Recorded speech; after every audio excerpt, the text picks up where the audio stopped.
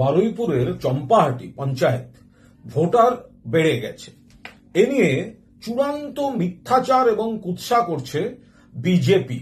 তারা বলছে তৃণমূল করেছে।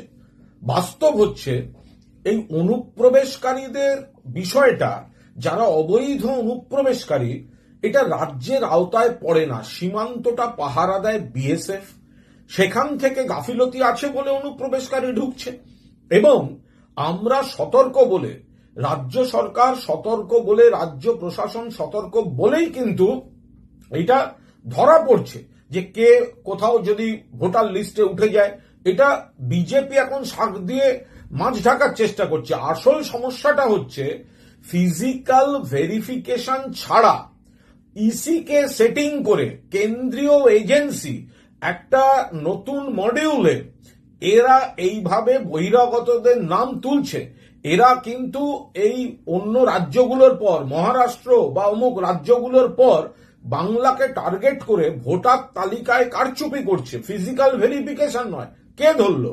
রাজ্যের প্রশাসন ধরছে।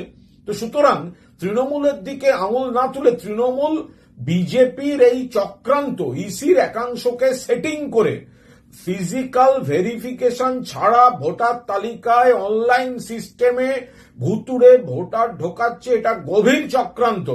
এটা মাননীয় মুখ্যমন্ত্রী সরব হয়েছেন, প্রতিবাদ করেছেন, আমাদের সকলকে নজর রাখতে বলেছেন।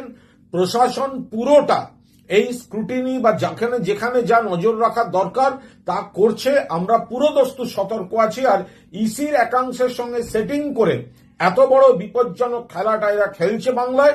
এটা কোনো অবস্থাতেই এইসব ছলচাতুরি সফল হতে পারবে না।